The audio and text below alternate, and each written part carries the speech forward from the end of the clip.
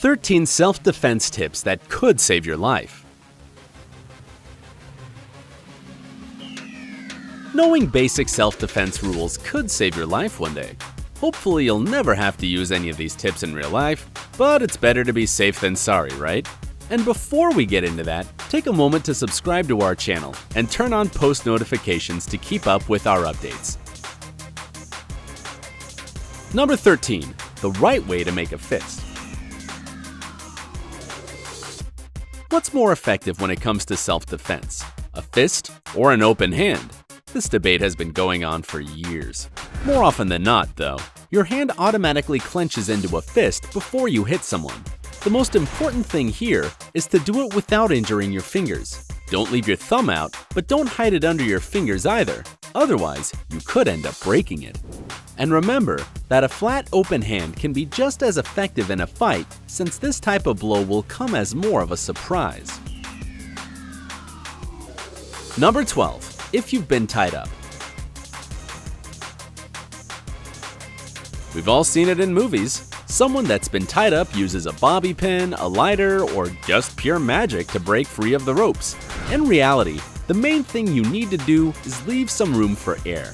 If your hands are being tied together, keep them clenched into fists. If your body is being tied up, take a deep breath in so that your diaphragm expands. The more room that's left between you and your ties, the better your chances are of escaping. If the attackers have used duct tape to tie your hands up, there's also a way out. You can actually tear it apart pretty easily. Raise your hands above your head and then thrust them down with a lot of force. This method will work even if your hands have been bound behind your back. Number 11. Remember the most vulnerable spots. The attacker is almost always physically stronger than their victim. They never pick on someone their own size, do they? But that doesn't mean you can't beat them. You just have to rely on the element of surprise. Remember to hit them as hard and fast as you can. If you take too long deciding what to do or where to aim, your attacker will figure out your intentions and get even madder. So remember that the most vulnerable spots to strike are the eyes, nose, jaw, throat, neck, solar plexus, or the area right below the ribs, the knees, and shins. If the attacker is a man, his groin is also super sensitive to pain. Number 10. Use safety apps. Your phone is probably full of apps to socialize with friends, edit your pictures, or organize your life. So why not install something that could also be helpful in saving your life or taking care of your loved ones? Apps such as Family Locator, Be Safe, and others let you track the movements of your friends and relatives or send out a distress signal if necessary. Number 9. Think up a code word. When you were a kid, did you ever play spies or make up some code words or even a secret language? If so, hit that like button and make yourself known. This seemingly impractical childhood game could actually save your life. If you don't have a chance to call for help, an encrypted SOS will let your family or friends know you're in danger.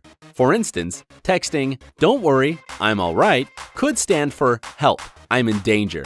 If you take your code writing to the next level, your rescuers could even find out the direction you've been taken or the exact place you are. You could invent code words for certain highways or directions, and even give secret names to malls or other public areas you can see nearby. Number 8. Use the materials on hand. Make use of any object that can help. Your purse can serve as a shield from a knife attack. Just don't press it too close to your body. Throw your scarf in the attacker's face to buy yourself a couple of seconds.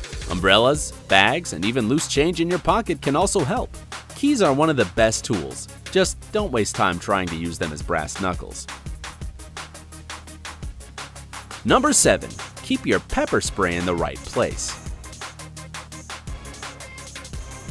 Pepper spray is a great way to stop an attacker, but it won't do much good if you can't get to it in time. There's no point in keeping it in your bag if there's just a bottomless black hole inside. Assaults usually happen unexpectedly, so you have to be able to whip out your self-defense tools as fast as possible. Keep pepper spray in your pocket so you can promptly use it and run away. Number 6. If you've been grabbed by the wrist. If an attacker has grabbed you by the wrist, you can use the rule of thumb. Rotate your hand towards the attacker's thumb and yank yourself free. You have to do it in a quick, sharp jerk. If the assailant catches onto your plan, he'll squeeze your wrist with all his strength. If he does, kick him in the groin and knees and step on his feet with as much force as you can. Number 5. If you've been grabbed by the hair. One of the most common ways of assaulting someone, especially women, is by grabbing the victim's hair. Not only is this technique painful, but it also gives almost total control over the victim's body. First of all, grab the attacker's wrist with both your hands in order to regain control. Then it's time to make use of your feet again. As soon as you feel that the attacker's hand has loosened its grip, let go of it and run. Number 4. If you've been grabbed by the neck.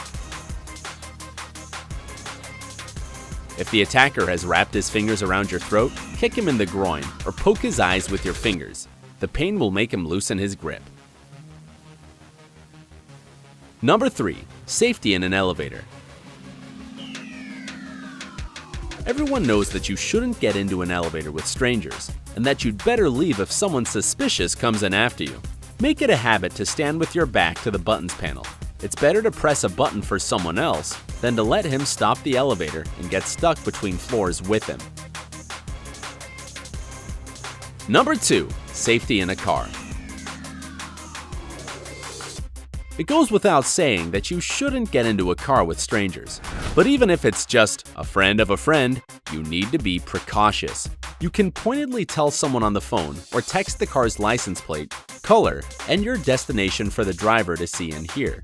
If an assault still happens, remember to aim for vulnerable areas: the groin, nose, and eyes.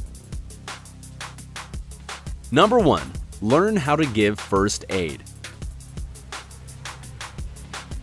A lot of us don't bother to learn first aid because we never think we'll need to use it. But never say never. There may be a situation where you or someone else is injured and a hospital isn't in sight. In this case, knowing first aid could save a life. Learn what you should do if someone is bleeding, having a heart attack, has a fracture, strain, or serious burns. You can find a link to a more detailed first aid guide in the description box below. Bonus: a few more safety rules you need to know. Always be on guard. Listening to music on your headphones, playing around with your smartphone, or just looking down at your feet might distract you from noticing a perpetrator. Look around and behind you from time to time. If the assailant loses the element of surprise, he might change his mind about attacking. Keep your distance. Avoid being cornered at all costs. Even if the assailant is moving towards you, don't step back. Move to the side and try to escape that way. Keep your palms out in front of you. This isn't just a defensive position, but also a pacifying one. It's a way of saying, calm down, let's settle this in peace, while also letting the attacker know that you're capable of fighting back. Just make sure that your hands are on the same level with your chin, palms facing outward, and your elbows are half bent. Run! Even if you master all these tricks, it won't make you a superhero. There's no need to test your physical strength against an attacker. Your main objective is to stay unharmed. So remember, your 3 immediate goals should be to break yourself free, disorient the attacker, and escape.